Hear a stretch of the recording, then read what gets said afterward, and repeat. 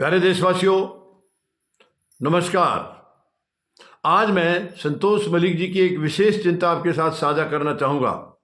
यानी चुनाव में जो हम वोट डालते हैं, एक तो उसको तरीके से नहीं डालते हैं, बिना परखे हुए डाल देते हैं, बिना सोचे समझे। एक जो एथिक्स जो हैं उनका इस्तेमाल नहीं किया जा रहा है। चुनाव प्रक्रिया के दौरान ज़्यादातर गलत भाषा का इस्तेमाल किया जा रहा है। एक दूसरे को नीचा दिखाने के लिए वहाँ पर भाषा इस्तेमाल की जा रही है, गाली गलौज। ये बहुत गलत है, बहुत गलत है।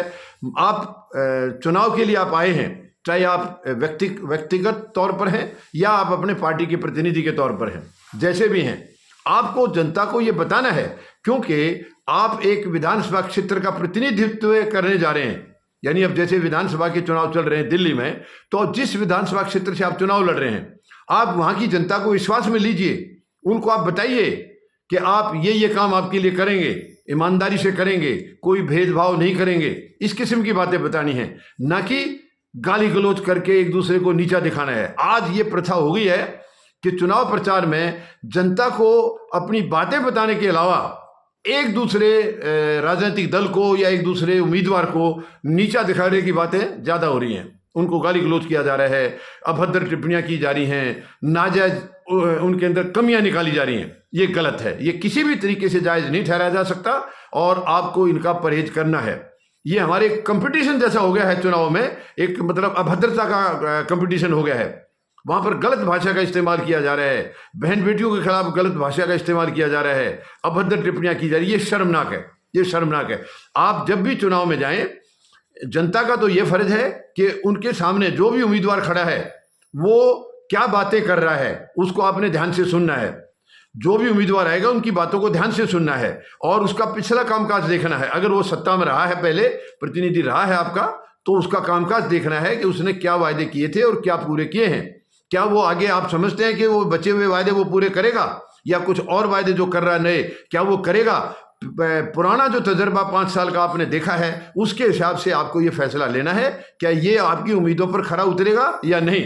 अगर वो नहीं उतर रहा है तो दूसरा जो उम्मीदवार आपको लगता है कि यस, ये उम्मीदवार ईमानदारी से काम करेगा, ये आपके हितों की रक्षा करेगा, उसी को आपने वोट डालना है।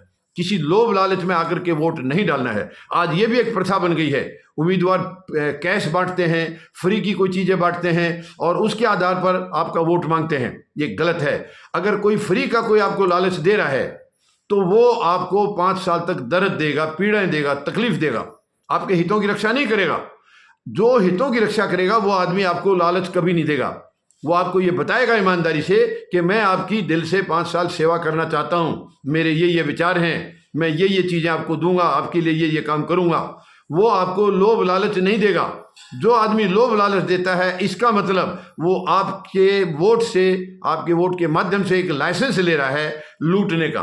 वो आप ही को लूटेगा, फिर आप ही को तकलीफ देगा, आप ही को दर्द देगा। इसलिए ध्यान रहे कि लोभ लालच आपको जो दे रहा है उसको बिल्कुल भी चुनकर ना भेजें।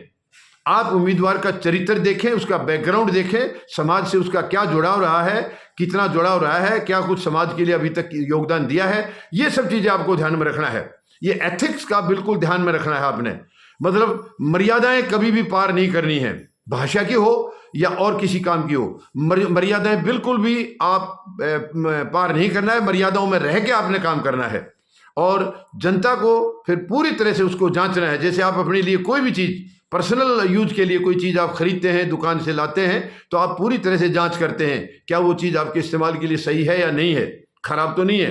तो ये इसी मुताबिक 5 साल जिसको आपने देने हैं आपके हितों की रक्षा करने के लिए, उसको भी पूरी तरह से जांच के परख के तब उसको वोट दें और वोट का इस्तेमाल ज़रूर करें। अब जैसे दिल्ली विधानसभा के आपको पता है 10 जनवरी 2025 से नामांकन शुरू हुए थे। कल 17 जनवरी शुक्रवार को नामांकन की आखिरी दिन था, नामांकन खत्म हो गए हैं। आज वहां जांच होगी, 18 जनवरी को स्क्रूटनी है, 20 जनवरी को नामांकन वापस लिए जा सकते हैं। जिसको चुनाव नहीं लड़ना है वो 20 जनवरी तक नाम वापस ले लेंगे। उसके बाद 3 फरवरी तक चुनाव प्रचार रहेगा। 3 फरवरी शाम को 5 बजे चुनाव प्रचार बंद हो जाएगा। 5 फरवरी को वोट डाली जाएंगी, यानी मतदान होगा 5 फरवरी को, और वोटों की गिनती 8 फरवरी को सुबह होगी और 8 फरवरी तकरीबन दोपहर तक 12 बजे तक ये तस्वीर साफ हो जाएगी कि दिल्ली में अगली सरकार किस दल की बनेगी, किस पार्टी की बनेगी। जैसे मुख्य तौर पर आपको पता है भी त्रिकोणीय मुकाबला दिल्ली में है, बीजेपी, कांग्रेस और आम आदमी पार्टी, ये त्रिकोणीय मुकाबला है और तीनों पार्टियां खूब जोरों से अपनी तैयारी में लगे हैं। अब ये आपको फैसला करना है, आपको डिसाइड करना है कि आप तीनों में से कौन से दल की सरकार बनवाना चाह रहे हैं। वर्तमान जो सत्ता में है उसी को लाएंगे, या 26-27 साल से जो सत्ता से बाहर है उसको लाएंगे, या पिछले करीब 11 साल से बाहर है उसको लाएंगे। ये आपको फैसला करना है और जिसको भी आपको लाएंगे ये ध्यान में रख के लाना है कि ये अगले 5 साल आपके लिए अच्छी तरह काम करेगी सरकार, अच्छा आपका लिए आपके हितों की रक्षा करेगी। धन्यवाद। जय जवान, जय किसान, जय हिंद।